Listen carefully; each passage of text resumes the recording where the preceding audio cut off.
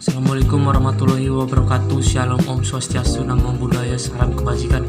Izin dosen menyesuaikan izin memperkenalkan diri Taruna tingkat 4 Politeknik Imigrasi dan Pemasyarakatan Indonesia. Nama Yusuf Purban, STB 5,1, Program Studi Teknik Pemasyarakatan B.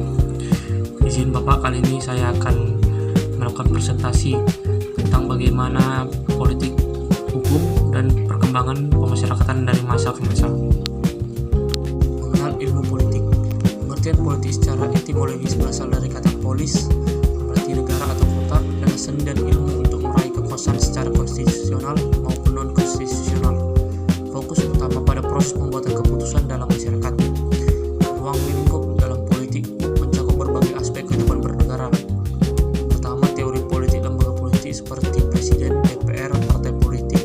Kedua, dinamika politik seperti pemilu, gerakan sosial. Dan ketiga, hubungan internasional. Tujuan politik dari aktivitas politik adalah: 1. Mewujudkan kesejahteraan umum atau bonum commune, menjaga ketertiban dan keamanan negara, dan melindungi hak asasi setiap warga negara. 2. Pengertian hukum. Hukum adalah seperangkat peraturan atau norma yang dibuat oleh lembaga berwenang, bersifat mengikat, memaksa, dan disertai sanksi tegas bagi pelanggar. Fokus utamanya untuk mengatur tingkah laku manusia. Ruang lingkup hukum mencakup: 1. Hukum publik, yaitu pidana tata negara. Kedua, hukum privat, perdata, dagang. Ketiga, hukum acara, prosedur pengadilan, dan hukum internasional. Tujuan hukum bagi masyarakat adalah mewujudkan kepastian hukum, menegakkan keadilan, dan menciptakan kemanfaatan sosial. Yang ketiga yaitu pengertian politik hukum. Politik hukum adalah arah kebijakan dasar yang diambil oleh pemegang kekuasaan negara dalam menentukan bentuk dan materi hukum yang akan diberlakukan di suatu negara pada waktu tertentu.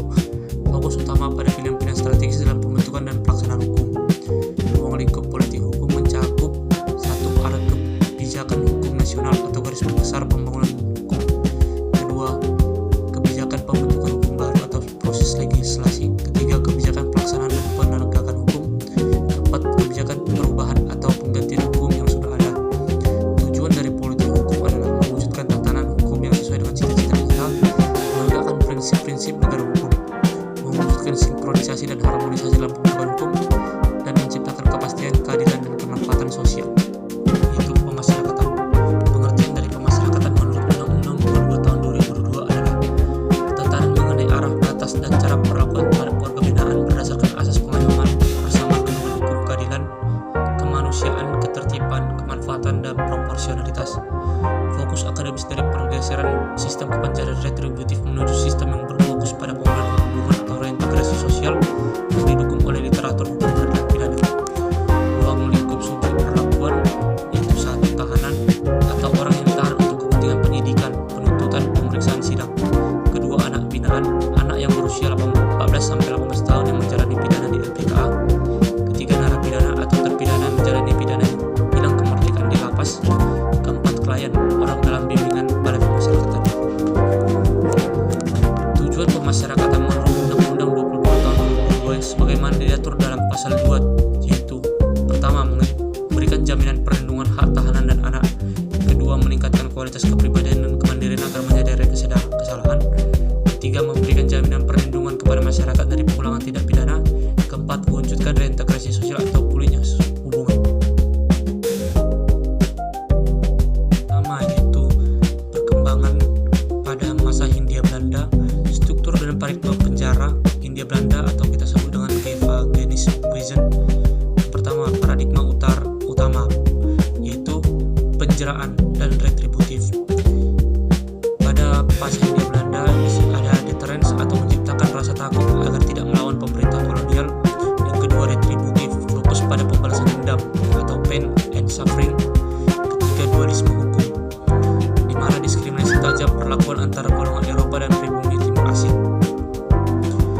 Regulasi kunci dan bentuk hukuman yang terjadi pada masa kolonial. Pertama yaitu landasan hukum administrasi penjara, pemilihan sel, dan pekerjaan yang diatur dalam Reglemen tahun 1872. Pada masa Hindia Belanda berlaku kerja paksa. Tenaga narapidana diperas untuk membangun infrastruktur suatu negara. Ketiga yaitu hukuman fisik. Pada masa Hindia Belanda dilakukan penggunaan rantai, cambuk, dan isolasi yang ketat. Ada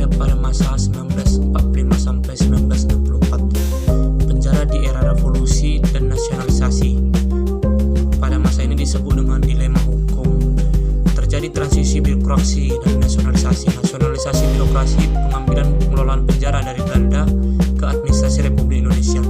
Kondisi fisik penjara warisan Belanda rusak akibat revolusi yang kotor. Ketiga, overcrowding, sangat penuh oleh sasak, tahanan perang, kriminal biasa, dan lawan politik pada masa Belanda.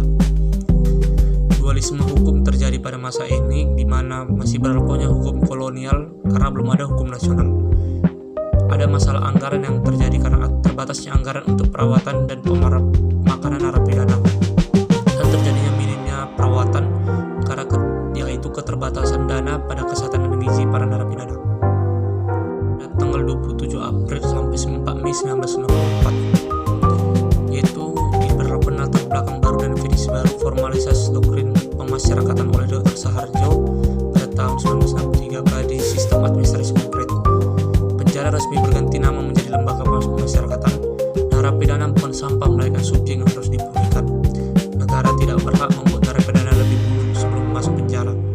Narapidana tidak boleh pekerjaan dilakukan bersifat penyiksaan atau balasan, dan terjadinya reintegrasi sosial, yaitu pemulihan hubungan kehidupan dan penghidupan. Fraksi Lembang pada tahun 1964, yaitu doktrin Dr. Saharjo. Pertama, kritik evaluasi filosofi reintegrasi yang pertama dicetuskan oleh ide pemasyarakatan dari Belanda menuju reintegrasi sosial oleh Dr. Saharjo. Tugas pemenjara yaitu pemasyarakatan bukan sekedar menghukum. Target dari pemasyarakatan adalah pemulihan hidup, kehidupan, dan penghidupan. Pembalasan simbol pedang dan timbangan kepenjaraan ditinggalkan. Simbol pohon beringin dan mengayomi yang tersesat. Konferensi Lembang dilakukan pada tahun 1994, yaitu pelaturan pertama sebagai simbol dari berubahnya paradigma pemenjaraan menjadi pemasyarakatan.